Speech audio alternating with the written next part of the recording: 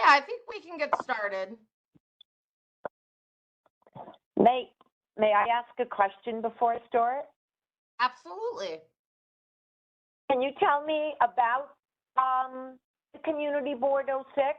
I am a Long Islander, so I've never done business in Queens, so I'm not familiar with the community councils, and I'm really interested to understand. Mark, do you want to jump in, or do you want me Yeah, to give a little I guess info? I could jump in. So, community, there are 59 community boards in New York City. Each community board covers a specific area. All community boards are city agencies. We're advisory. We're not legislative. And when we can't pass legislation, we can't, but we're advisory, which means that, we can advise the city on, or the appropriate licensing departments, I assume that you're going to have to go to, that, that we feel that you would be a good fit for our community or not. So that's, I guess, a thumbnail sketch of what community boards are. That's awesome. That's awesome. I didn't know. I didn't realize. So let me tell you a little bit about me. I work in the addiction space.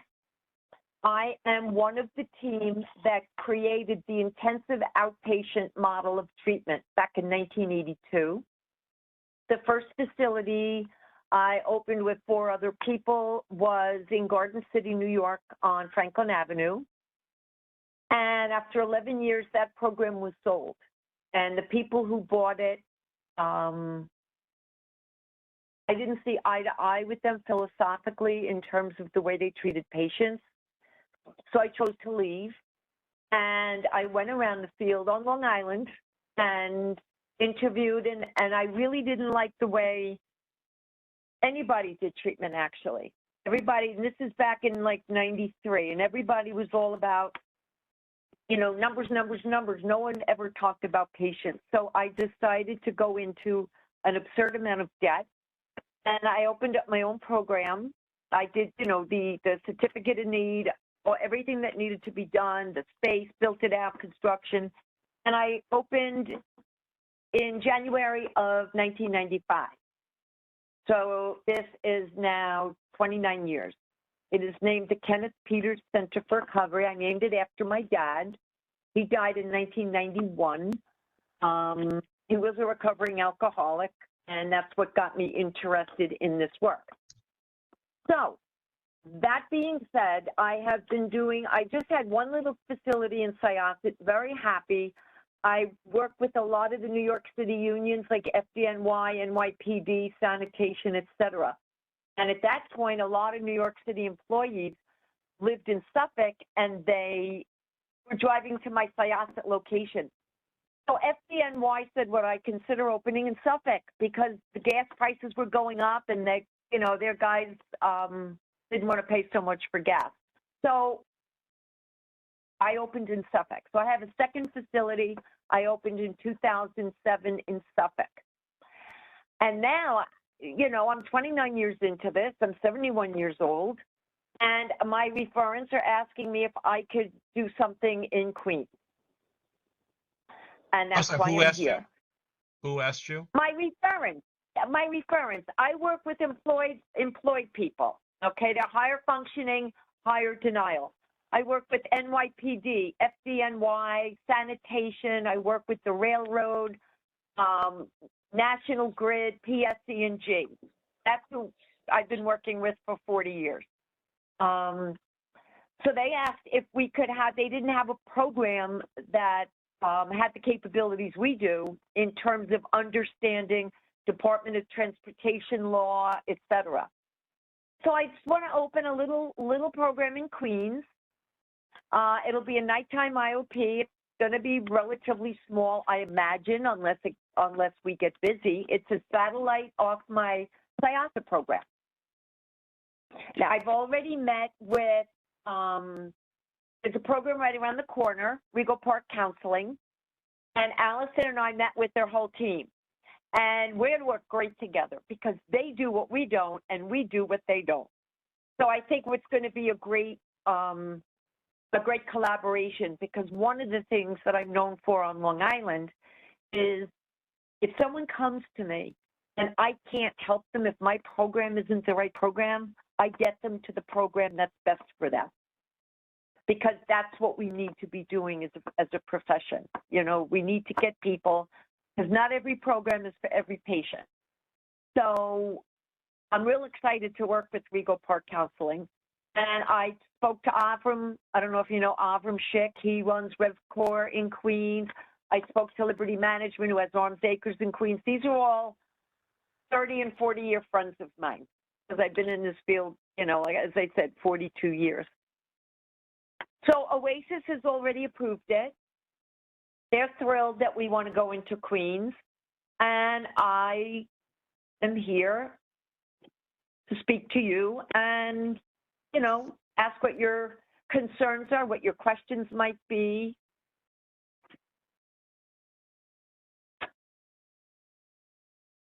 And that's basically it.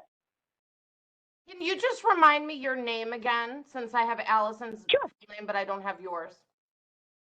Claudia Ragni, R-A-G-N-I. Perfect. Claudia, are you an attendee as well? Because I see you on the attendee list.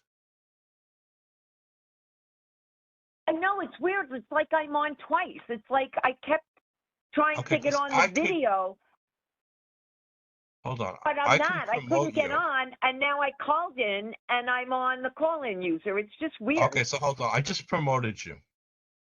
Is this you? did. No, that's you. Is this me?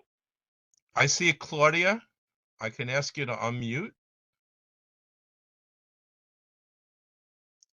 Oh, Oh, but the video the video working. isn't working. That's weird. That's weird. At least You gotta have the to- sound works. You could just hang up your regular phone now. Oh, hang up your line at home, Claudia, because you're Okay, I hung up. hang it Thank you, up. Mark. Okay. So Perfect. now we hear you, but we I can't don't see know. you. I don't know why my camera isn't working. It says another application is using it, but there's nothing else open on my computer unless it's, hang on a minute. Can you see me now? No. Wait a minute. I think that's, let's see if this works. Ah, I think that was me. Here I am. Hello, everybody. Now it works. Hey, we can see you. Nice to meet you. Nice to see you. And now glad you can see me. Can you hear us, Allison? Okay, but we can't Okay, hear we can't her. hear you. So I'm unmute. Now can you hear me? Yes, now Can you hear Allison me? comes Okay. from, Allison Okay. is about Hi. a year with me. And she comes from 28 years working in the not-for-profit sector, Family Service League out on Long Island. I've worked 100% of my career has been in the private proprietary sector. So working together has been really good. We bring two different perspectives to the work that we do. We've got an excellent reputation. Every year every 3 years we get audited by Oasis. I've always gotten 3 years. I've never been sanctioned. I play well in the sandbox with my competitors, which I consider my colleagues. Mm-hmm. And now we want to come into your hood. If you'll have us. Want to play? Hey, play in that sandbox.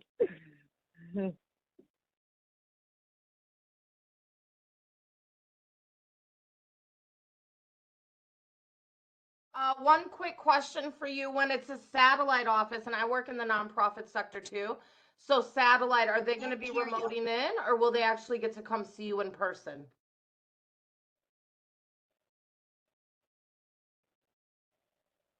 Can you hear me? Yes. Yes. Couldn't hear you. Okay. Can you hear me now?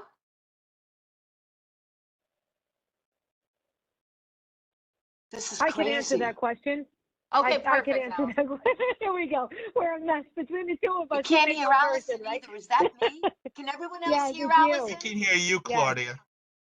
You won't Yeah. hear Allison. I can't hear You know what? Allison. I'm going to send her a message. Well, Should I go don't know back what to I calling think in? we can hear you. What to do?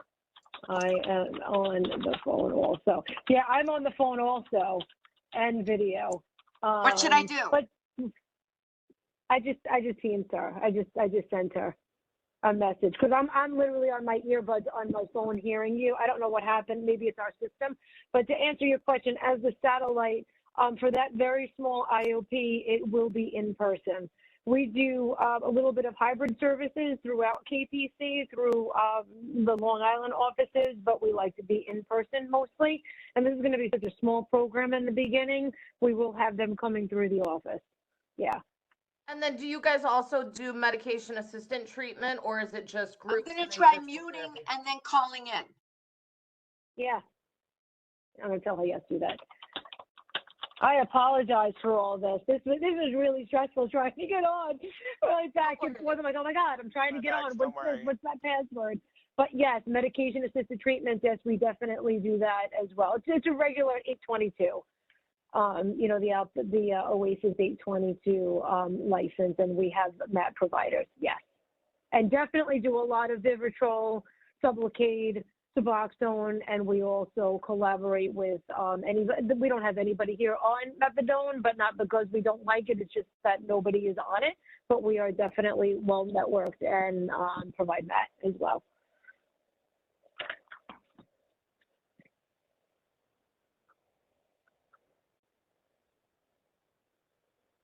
Mark, do you have questions, Diana? Yeah, I guess I'll start. So can you again, can Can you, hear you, yay. where are you going to be located exactly? It's 9230 63rd Avenue. It's right, 2:30. it's next to, is it a UPS store, I think, and right around the corner from Marshall's, across from the parking garage. By the barber, by the $4.95 haircut barber shop. Yeah. Okay, and in terms of, so I think that's a commercial strip, isn't it? It is, but there is a building there that has got all medical providers in it. Like Queen's Consultation is in that building, and they're a mental health practice that's been in that building for 15 years. There's a couple of social workers there. There's a doctor there.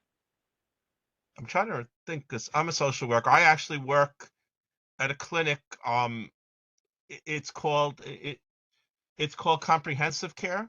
It's a clinic I've in heard Rego of it. Park. I'm a social worker. I Yeah. actually work there. I don't know if you've heard of them.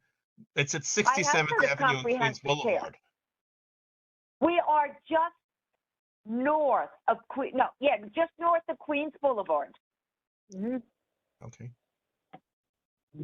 So from what I remember, because a month or two ago, we actually screened another program, but there were a whole bunch of questions about location. Also, clients. I think we had concerns back then about how many clients you're going to be seeing, if there's a waiting area, are people going to be hanging out? So I think those are some of the concerns that we had. No. So, yes, we do have a waiting area. I mean, would they be out on the street prior to coming in? I don't know. I wouldn't expect. There's no reason for them to hang out. Our clients are typically working. They're going to come after work. They'll come in. They'll be there. We're only going to run programming from 6 until 9. Monday, Tuesday, Wednesday, Thursday. That's it.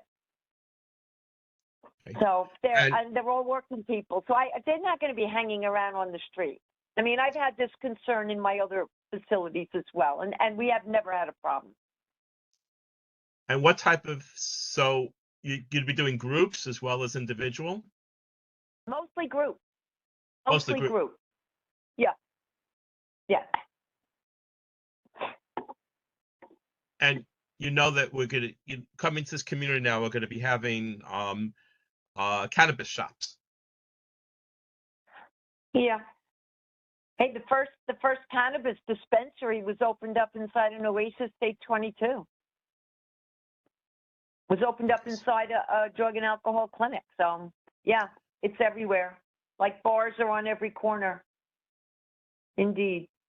Yeah, and we can definitely have the conversations about where we think marijuana plays in a SUD treatment facility, right? Because I've got it's just I think if this is focusing specifically on people who have like drug addictions, correct? Not smoking marijuana, right? Like the clients you'd be serving would probably have something a little bit more Well, severe, I'm assuming, if you're doing MAT. possibly, but keep in mind that we do not take Medicaid, we do not do hardcore criminal justice, which is why we'll work really well with Regal Park Counseling. Our clients are referred by their workplace employee assistance programs. Many of these workplaces are drug-free workplaces. So yeah, in fact, we do get referrals because they popped positive for pot. Wow. Claudia, did you mention before that you work with the police, the fire, sanitation? You Correct. do a lot. Now, Are these police, going to be where these referrals are going to come from for Regal Yep. Park? Oh, absolutely. You see, in our 100%. community, I'm sorry, in our community, those uniform services are well respected. So I think, in terms of, because see, we're just a committee, but the next step is we're just screening, and then we're going to make a recommendation as to whether or not we would support you. Then you're going to have to come to the full community board, which at this point is about, we're down to 38 members. So we have 38 members. And then either Conjure or Diana, who are the co-chairs of this committee, are going to give a report to the full community board. And then you may be getting questions from the community board members. And I guess the community board, That's right. this is the mental health and substance abuse committee. So, you're going to be getting different types of questions from the full community board, as I'm sure other members can testify to. And again, there are concerns about people that use a substance and bring it to the community. We also have we have a homeless shelter opening up, not far from your location, probably about 6 blocks from your location. So this community is being there's a lot of things happening in this community with this population. You mean But I things do that think, you're happy with or you're not happy with? I'm sorry. Are the things that are happening in your community things you're happy with or you're not happy with? It depends on which parts of the community you talk to. Mm. Gotcha. If you're Listen, following what's going on with our homeless shelter, the community board just unanimously voted with conditions to basically support the new homeless shelter. Meanwhile, we had a rally last week against the homeless shelter. There's another rally coming up next Sunday. So again, it depends upon what part of the community you're talking it's about. complicated. What our little niche program, very high functioning, high denial. Be like yourself. We have professionals, doctors, we have lawyers. We've got, right now, I have a social worker / case act in treatment. This drug and alcohol abuse doesn't discriminate. Oh, but And that's our little niche. Yeah, we wish the whole world would realize that because they discriminate very much against certain groups of people where the population you're Yeah. serving, they're not going to probably have any problem with, right? So it's frustrating also at the same time because we wish that everyone was treated with the same dignity and respect that NYPD and FDNY and DOT if something happens in their life and they end up using where everyone else. I actually work with people who are in prison and jail, and I'm formerly incarcerated myself. So I've seen the opposite end where we don't get any kind of help and we're shunned and discriminated against.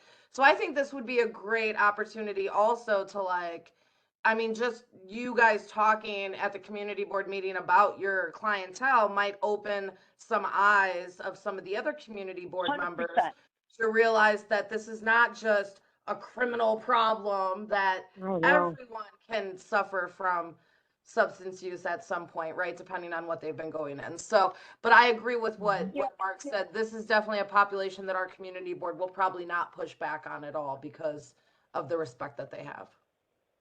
And then Also, Brentley, I saw what you had people your. don't realize is 75 to 80% of the addicted population are working, safely domiciled, and very high functioning. And So all the the focus is, I teach it at Delphi, the Postmasters Fiction Program. And one of the things I ask this class is what do you think a drug addict looks like? What do you think an alcoholic looks like? And it's very stereotypical based on media. Unacceptable. I also do a lot of advocacy in Albany, and I've been involved in passage of over 24 laws to increase access to care, to increase the way profession is patients, because they don't. Whether they are on welfare and in a homeless shelter, or whether they're living up in like Brooklyn Heights or whatever, North Shore, Long Island, people deserve to be treated with dignity and respect all times, regardless. Whether they're in jail, they're out of jail, doesn't matter. And the stigma against people that are addicted is unacceptable. I ended up opening my own program because I found even my own profession against those people. Brentley, Diana, Ava, Mark, any other questions? No question, but it's great to hear your perspective. I'm excited to have you come to this neighborhood.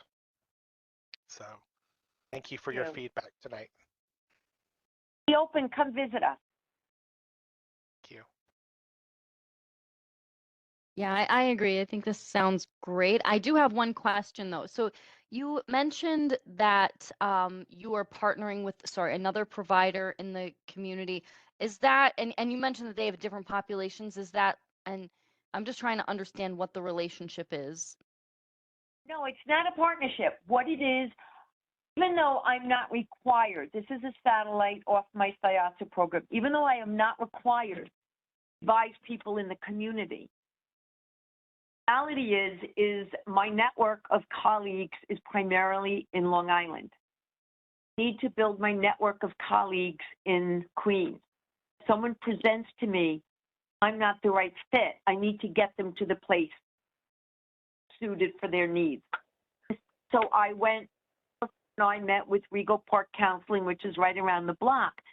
Do things I don't do. Do anger management. Do a few other acts that I don't do.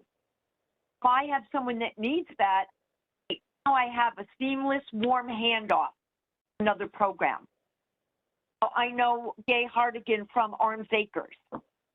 If I have a patient that needs something I can't provide, but Arms can, or RevCore can, or some other program can. I'm all about playing in the sandbox with my colleagues. They're not competitors, because we're in this, hypothetically, we're in this together to help people get better. That's great. And are you a for-profit or a not-for-profit? I am that people say did for-profit. I just want to clarify, because people look at for-profits as terrible, it is a tax status. You think about like not-for-profits, and they get funded by Oasis, they get funded by SAMHSA, they get funded by different organizations. They never give away free care. They have deficit funding. Everything they do is paid for. 20% of the work that I do for free. They offer genuine scholarships. I get no funding from anybody. So it's just patient fees. I'm in network with every insurance, so I'm not an out-of-network program that's raping the consumer. Not the way we play. It's about affordable care for everybody. As a matter of fact, right now I am working. Just met with Senator Fernandez and Assemblyperson Steck this morning, because we're working on a bill. I don't know if any of you work in the field, but commercial insurance, sometimes the copays can be as high as $50, $60, $75. If someone needs to go to treatment a few times a week, that's absolutely unaffordable. Access to care is limited.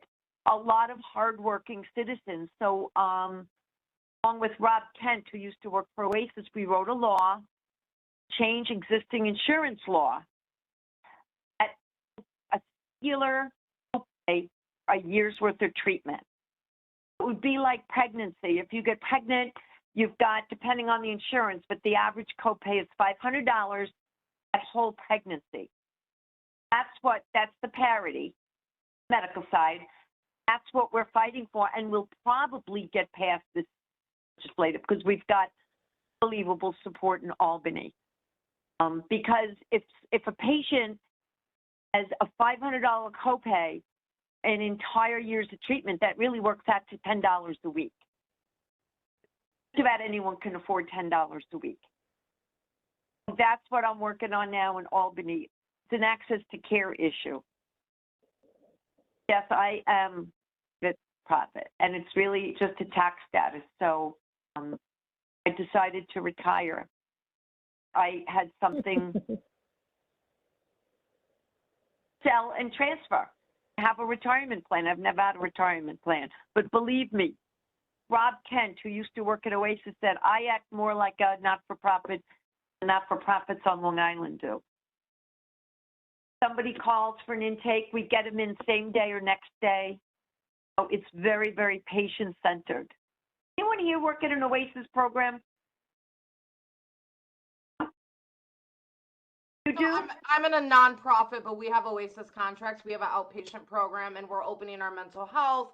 I do job development. I do all of our fundraising and advocacy. So yes, I hear you on all of what you said, and I agree that you know, some of the, even with my insurance, right, when I was doing therapy, if I'm out of network, it's $80 a pop, and I'm like, oh, nobody can afford $80 a week, right? So I totally agree that even with insurance, people need to be able to afford to actually get the service. So I really am proud that you've been working on that bill and excited to hear about how that goes as well. Clay, you said you don't accept Well, Medicaid, but do you accept Medicare? Medicare doesn't pay for what we do. I would love to accept Medicare. I'm on Medicare, but Medicare only pays for 7 days detox and individual counseling with a social worker. That's it. They do not pay for IOP. They do not pay for outpatient groups. They do not pay for inpatient rehab. And the saddest part is the largest growing segment of the population developing addiction are the baby boomers. So it's really, we're in a bit of a tragic situation right now. And I don't know if you know, but COVID, our death numbers from alcohol outnumber our death numbers from opiates.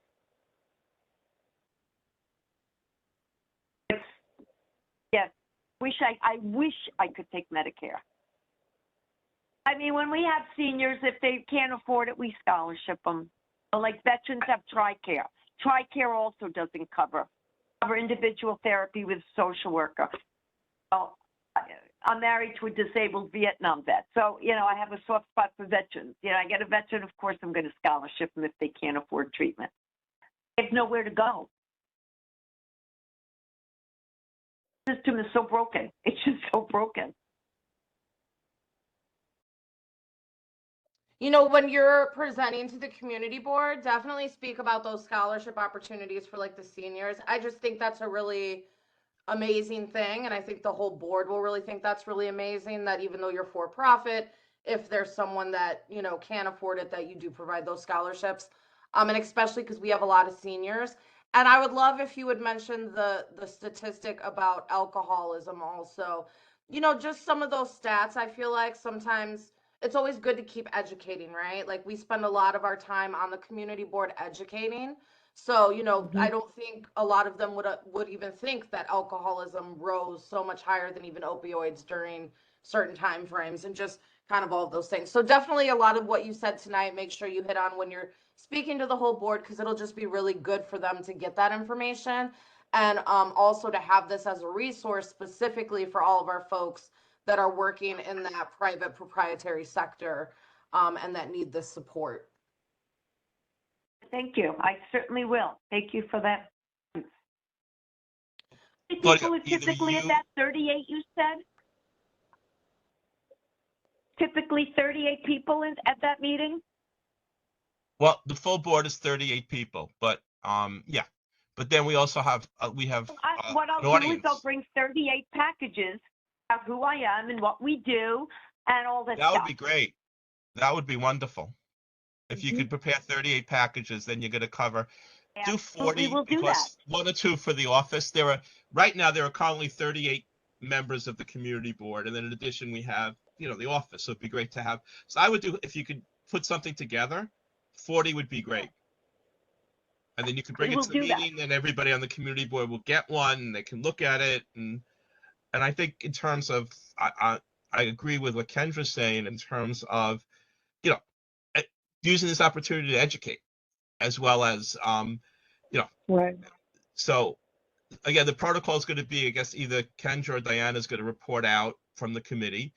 We're going to be taking a straw poll. We can't, since just technical open meetings law, we can't like take a vote, but we can make a recommendation, and that goes to the full community board. And then when you do the presentation, the community board will report out what this committee is recommending, and that usually carries some weight. But I still think it helps to have you present for a couple minutes. Just go over some of the stuff that we just talked about now.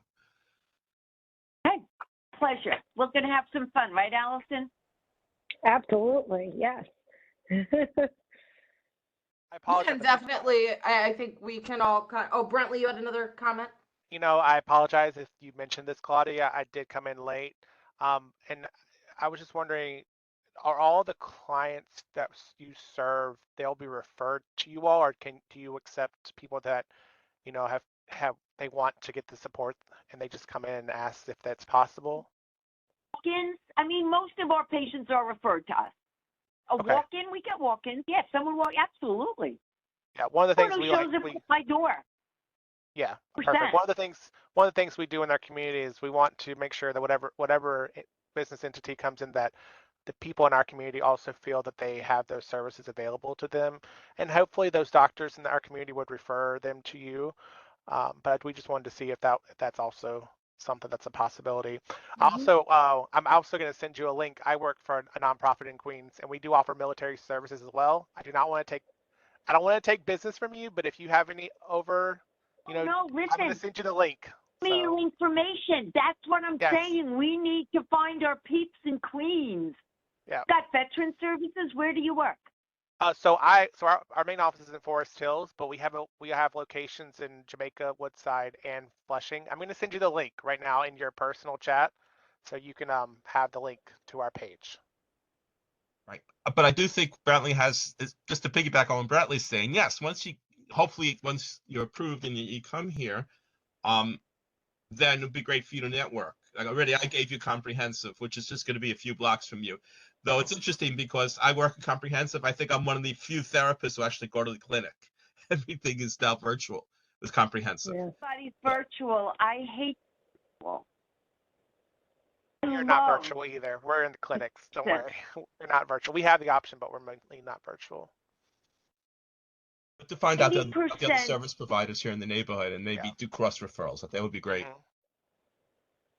I also have Queens one. consultation in the same building. And when COVID hit, they went 100% virtual. They're still paying rent in the building, and it's completely empty. And their biller is there in their office because I went around the corner to introduce myself. 100% virtual. Do you have another question? I love going in. I like interacting with the patients. I like being in person. Awesome. That's great to hear, Claudia. I do have one other question. I know you mentioned mostly referrals. However, do you accept all forms of people, amongst male, female, people who are non-binary, who identify as LGBTQIA, anything? Do you accept all that kind of? Okay, just making sure. Okay, perfect. Thank you. I mean, God, yeah. Thank you. Anybody not? Depends on who you ask. So I would say that nobody obviously is going to say that, but I think there's places that are more so than others are, like sensitive to the unique needs of folks, like all different kinds of diverse folks.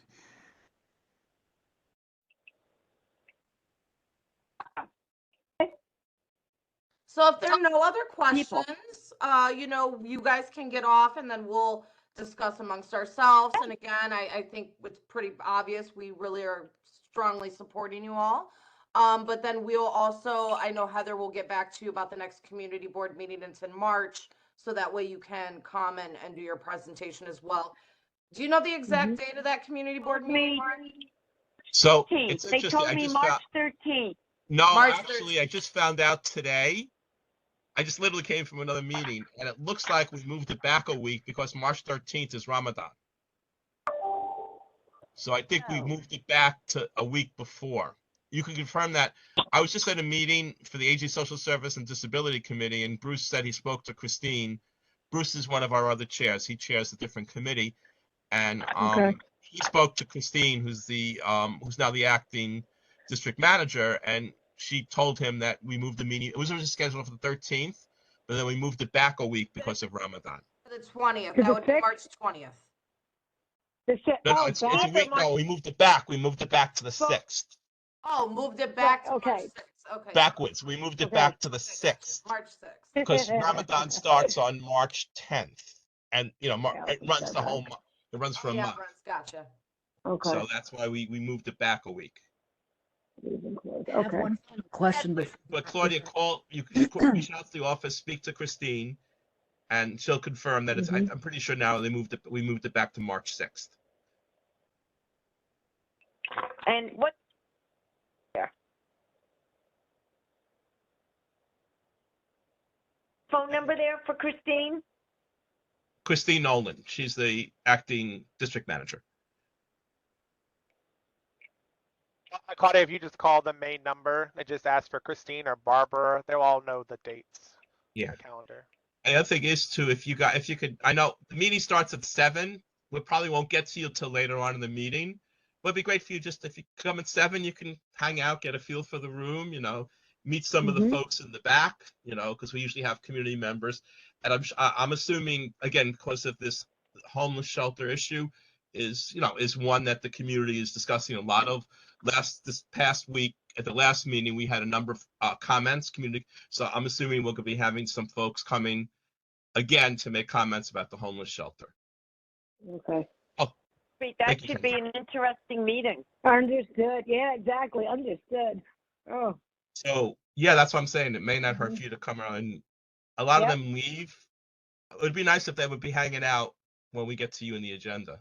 That would be nice, I think. right. Mhm. I just Well, want to thank add you. one more question, ladies, before Fine. you get off. My name is Diana. How are you? I wanted Hi, to ask Diana. a question. I'm not sure how familiar you are based off of what you said in the last few minutes. Rego Park. We happen to be very, very diverse here culturally. It's also very heavily populated with very Russian-speaking community. I just wanted to kind of get your feel on cultural sensitivity, what your take was on that. Would you be able to, work, let's say, for example, I also run a nonprofit. And we also are working actually closely with Oasis and OMH.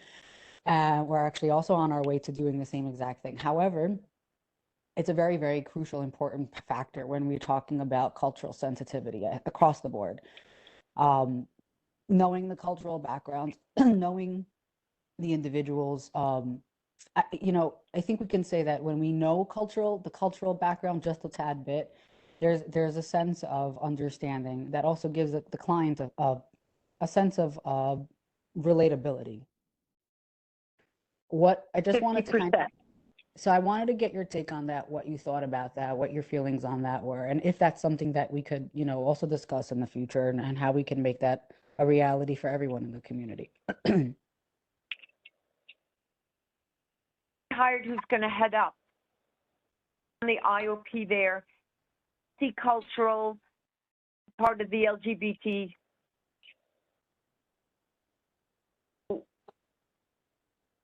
Have bilingual at this point in time? I don't.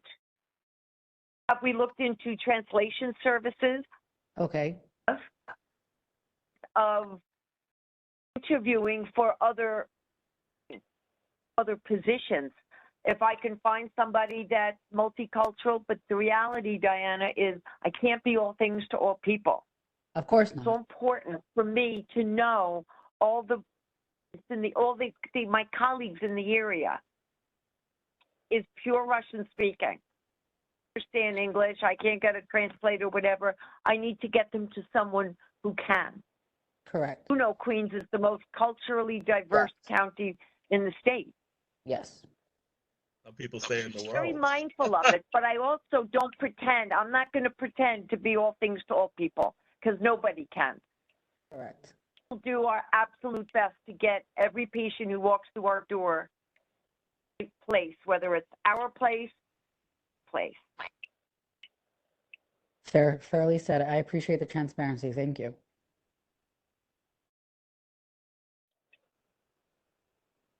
And with that, we will let you guys get off your call and have a wonderful evening. We'll definitely be doing the recommendation. So much moving for your forward. time. Yeah, and we look forward to seeing you on March 6th at the full meeting. Seeing all of you then. So much. Take care. Bye-bye. Bye. Have a Thank great you. week. Thank you very much. Apologize for all the delay with the audio and the visual. And I was like, worry. oh my God, it's sweating. Okay. Allison. See you guys in March. Thank you. Bye. Bye. Bye-bye.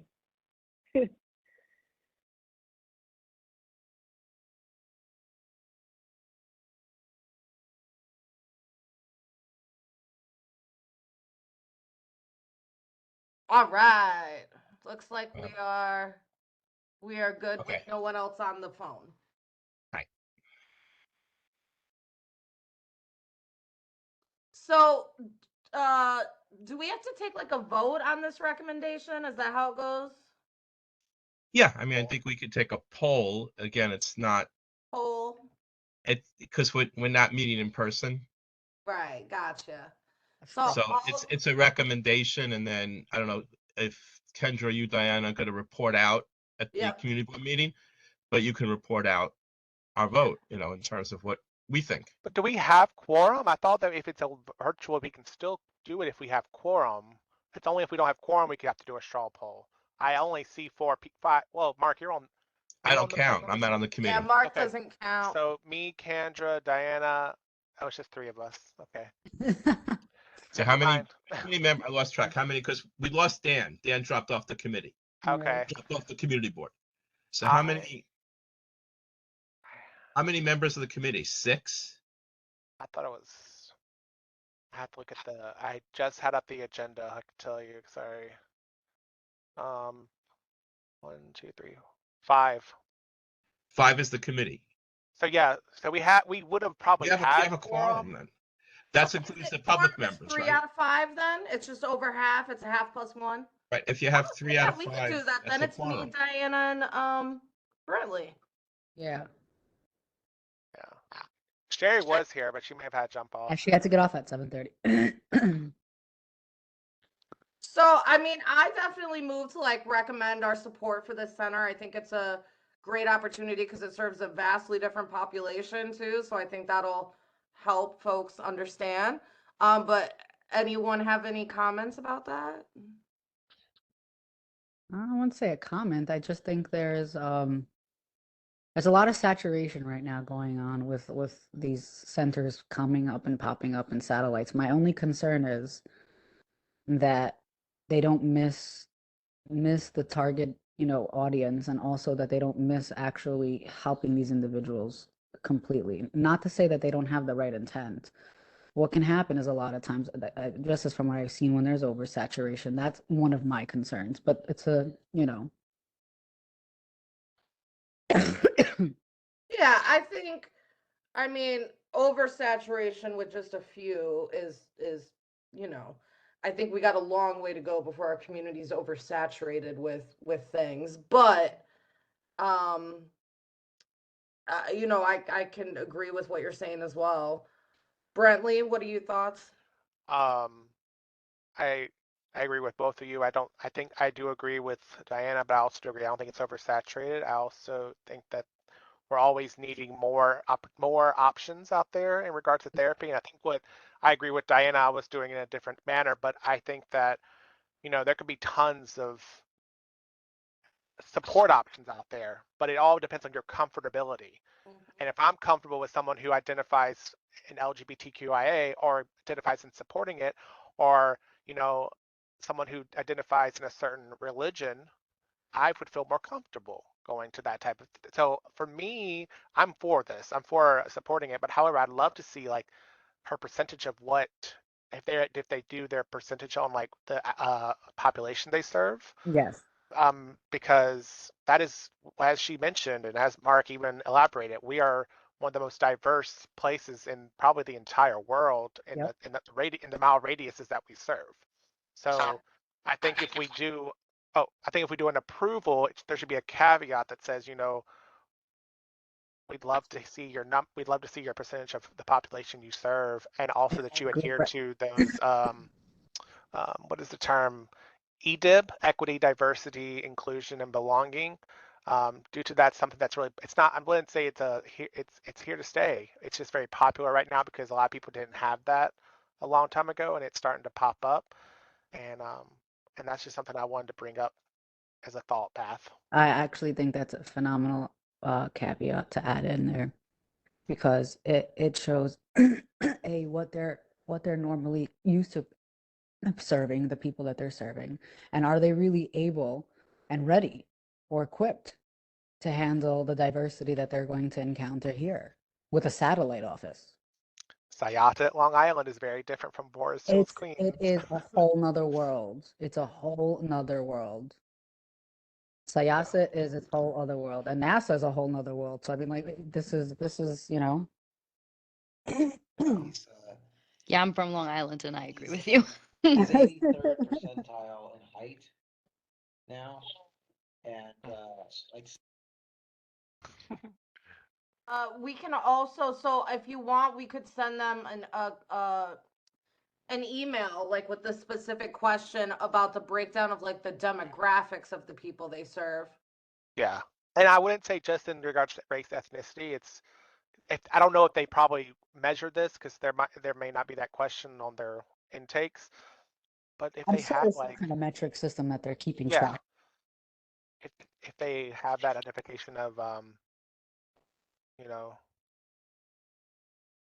I don't know what the word is, just more broad than just the demographics of race and ethnicity, if possible. The wording will come. And I think that like understanding the demographics of the population that they serve is not, there's a lot more to it, like making sure that they're like sensitive to the needs of those populations and just understanding they have experience serving those populations. Correct. So I think maybe now I'm like almost regretting that we didn't ask more questions, like kind of like digging into like what do they really do to create that sense of, inclusion and belonging. Exactly. Well, I can send that over and CC you guys in the email to them. My guess is because of the population that they serve and how it's NYPD and FDNY and DOT, that it's going to be more inclusive around the job versus how you identify ethnically. And I think that I see that a lot of times sometimes where, it's more about the job, right, than kind of how they identify in other ways. But that would just be an assumption. So I'll send over the email. So to them Kendra, about the other thing I was just thinking about, and I actually asked this question. I don't know if they forwarded it to the providers for the homeless shelter. I'm curious to hear like 2 or 3 success stories. Like that would be interesting. Like just to give us the paragraph. Like 2 or 3 success stories. Doesn't have to be names. Just kind of. I'm just curious to see what they consider success. Well, my guess is it's probably people not losing their job.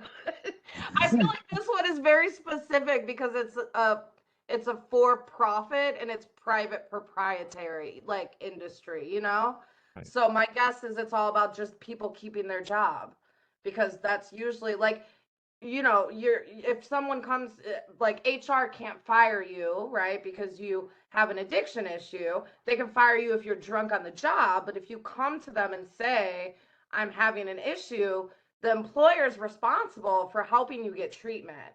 So I'm sure when it comes to like those kind of positions, it's more about them keeping their job than anything because they probably have to go through this process, right, in order to keep their job. So I'm assuming that'll be in the success stories, but I can ask her for a few success stories as well.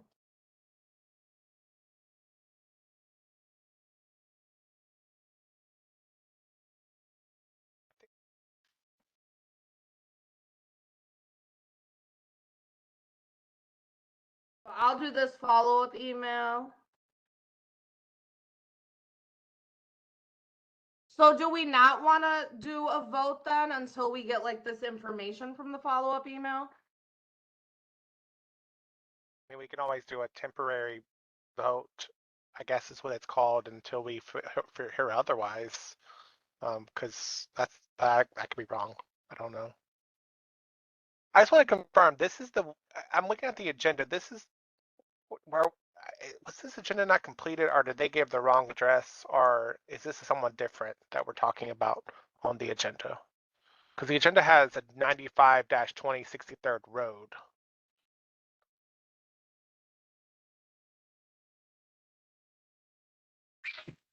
She didn't give that address, right? She didn't, but I don't know if this is the same person. This is called the Kenneth Peters Center for Recovery. Oh, that is them? Yep. Okay.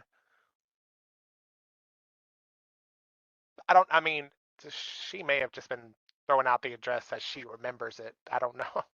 Because it's similar. It is similar. She said 63rd Avenue, 9250. She was saying stuff like that, so. She definitely described that location though, with like next to Okay. UPS and Marshalls. Yeah. Thanks, Kavish. I can ask her about the location too then, just because we had a different address technically. Mm-hmm.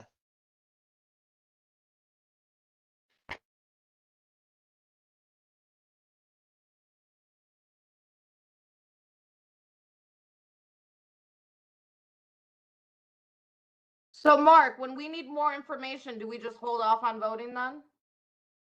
Yeah, just email Christine.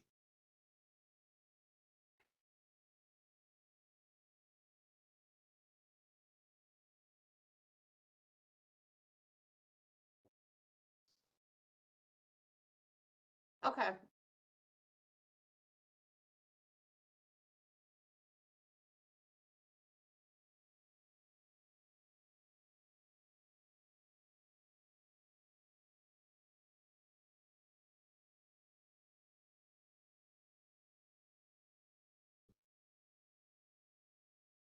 All right, so next on our agenda, so I'm just putting, we're holding off on recommending, on making a recommendation until we have a few follow-up answers from the below questions that I'm gonna send over and that I have in the report. Right.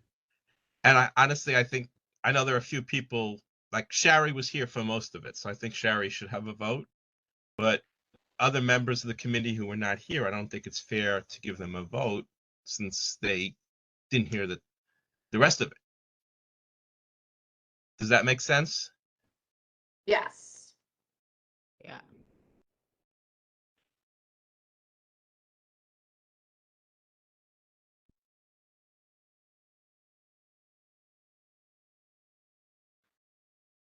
Okay. So next thing on our agenda is the follow-up on health fair. And I believe we agreed we were just going to partner with Heidi or just, table at Heidi's health fair since that's already happening, but I wanted to open the floor for folks. So as far as the conversation was, I know that we can't have nonprofits and for-profits all mixed together and whatnot because of the CB6. But if there's a way for us to have a table without it being a problem, Oh, we can have a table. That's not a problem. fantastic. So if we can We have can it, have a table. I think that But would, yeah, I agree. I think we should have a table at Heidi's thing. If the committee feels up to it, I think it would be great if we can plan our own health fair. we should. There are a few people that would be interested to come and join and to provide more awareness about their services and what is out there, so that people in the community are aware of it. The Shalom Task Force is very interested, as well as coming in and doing a workshop TV series for the committee. There have a few lawyers who are working with NILAG and the Family Justice Center that they're in conjunction with. So we can have a number of speakers that they're working with and partnered with and collaborating with, so that we can talk more about domestic violence and what's out there in terms of services and how women can easily access them. I think we're kind of talking now about the health fair, Diana. We'll get into the the domestic violence. That's a separate topic. I jumped ahead. Yeah. So we're talking about the health fair now, right? Mark, Yeah. do you know the date of the health fair that Heidi Yes, is? yes, May 5th. Okay, perfect. May 5th, that's when Heidi is having her health fair. May 5th. It's a Sunday. So I think it'll be nice for whether it be this committee or the CB, or we'll work something out, but we should have a table there. I think it should be the committee. Yeah, I mean, I'm sure Heather would be okay with that. I think so too. When I last spoke with her, it was one of the things we talked about. And then if we're having a table, what would that entail? Like, what would we be allowed to talk about? What would we not? I think that's something we need. I don't know if we need to resolve it now, but I think we'd have to obviously we have should some definitely bring handouts or something. something. So maybe we can collect some type of brochures or some type of information or something. We obviously have to have something there. We just can't stand there and say, "Hey, we're CB6." So yeah, we'd have to talk about what stuff we can have there.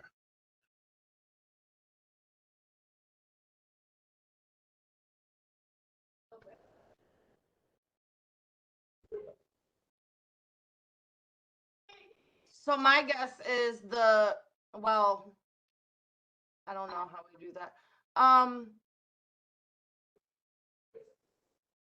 I mean, I guess I would say like handing out some of the partner stuff that has been coming to all of our stuff, like the hospitals and like Common Point and stuff like that. But are we even allowed to do that, or is that really? They already have a Again, table. if they're not for profits, we can do that. Some of them already also have tables there at the health fair, like the hospital. Right. But we also have to be careful, Mark. I agree. If they're nonprofits, we can. But from what I understand from Christine, we have to be fair to everybody. We can't just give out to like certain nonprofits. We have to have a pamphlet for every single person if we give out a pamphlet. 100%. That's my concern. Yeah, that's A lot of nonprofits. Well, I as what Diana just said, I think it makes sense then to reach out to Heidi and find out which of the programs are coming. I actually spoke to her last week. I can get a list from her. Good. And then we could supplement programs that aren't there Right. and have them have brochures or Yes. information available for their services Right. I think we should in also, CB6. yes, I was going to say, I think we should also have something about our committee because we're not just board members. There are community people on this committee. If they're interested in learning more about this, they're welcome to join us. We can maybe have something like a little one pager about our committee and what we do. Well, That's a good again, idea. the other thing is if between now and the health fair, we kind of like choose a date for the health fair we would like to plan. Maybe at that health fair we can say, because again, it's not only it's a health and safety fair Correct. versus I think what we're focusing on more is a health fair. Health fair. Right.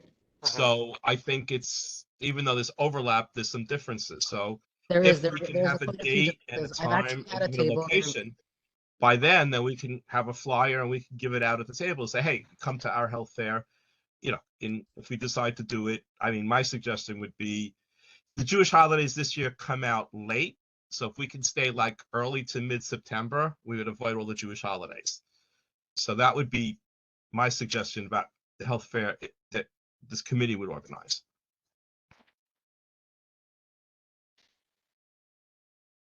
We could also have an email sign up, like a place where people can come up and just leave their info.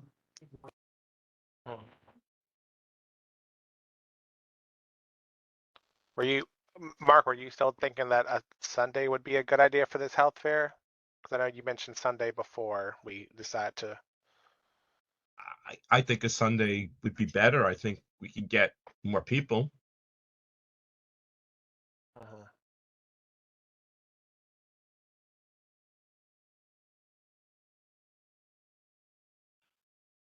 It'll be good if we can do it like for a few hours. Like 10 to 2, 11 to 3,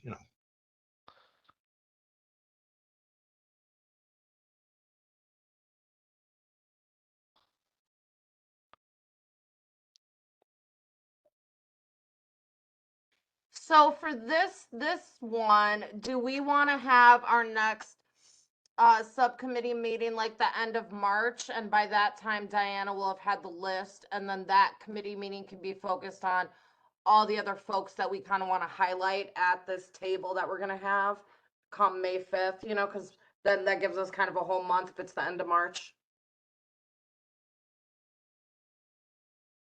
I think that makes sense. Mhm.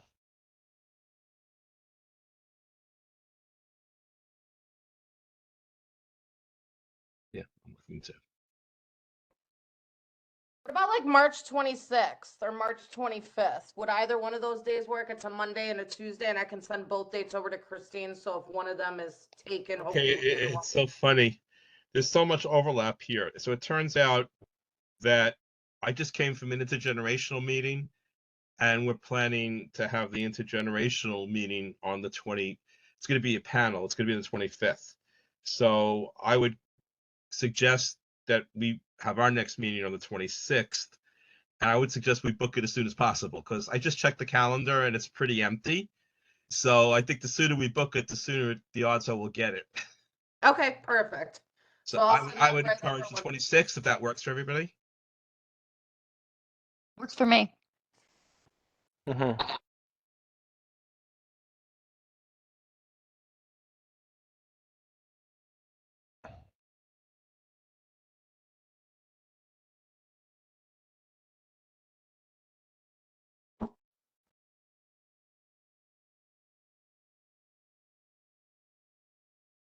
All right. Do we want to talk about the larger health fair or just focus on getting through this one first before we talk about the next, you know, something else? Yeah, let's digest this one first, I think. I agree. I agree. I think so. So then our final thing on here is the DV workshop series, which I saw Mark sent out 3 emails about. I have sent out an email to someone as well about that, but I have not heard back from them yet. Diana, thoughts? Mark, thoughts? So I sent out emails to contacts I have at Common Point, at Queens Community House, and Let's Talk Democracy was Dr. Ida Messina. And these are all organizations that have partnered with us in the past. So those are the 3 people I just sent out emails to. And again, the purpose of this is we want to form a coalition, because to plan something like this, we would like to have, you know, a broader perspective that just this committee. So that's the advantage of forming a coalition, bringing different people, different perspectives, and different energies.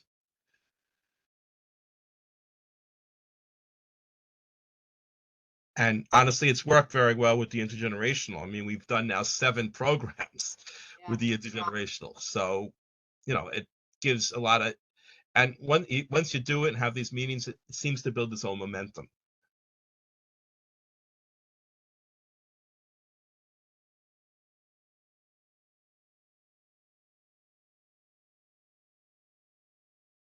And Diana, I think you were going to reach out to the task force. Already did reach out. They are very excited to come and do a DV workshop series. And also, they would love to come and do a table too, if we can have them part of the health fair.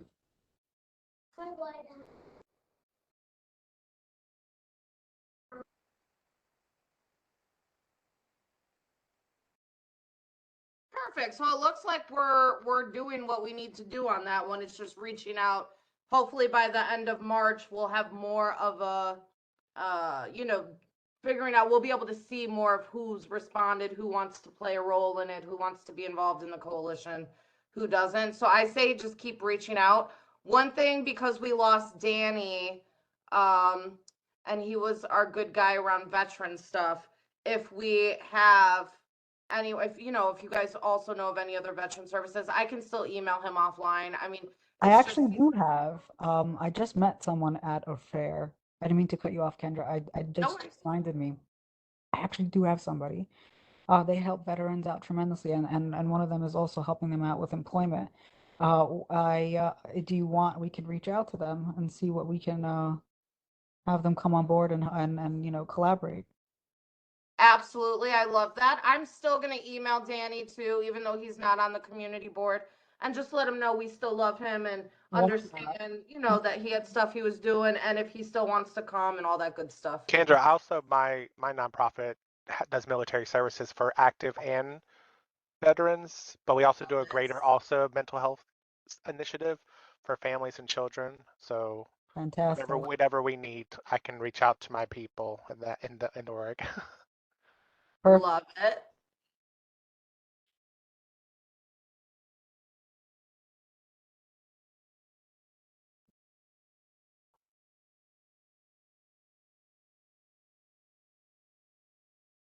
So we're making headway on this as well. It's just slowly but surely, but we're a small but mighty committee, so we should be proud of ourselves.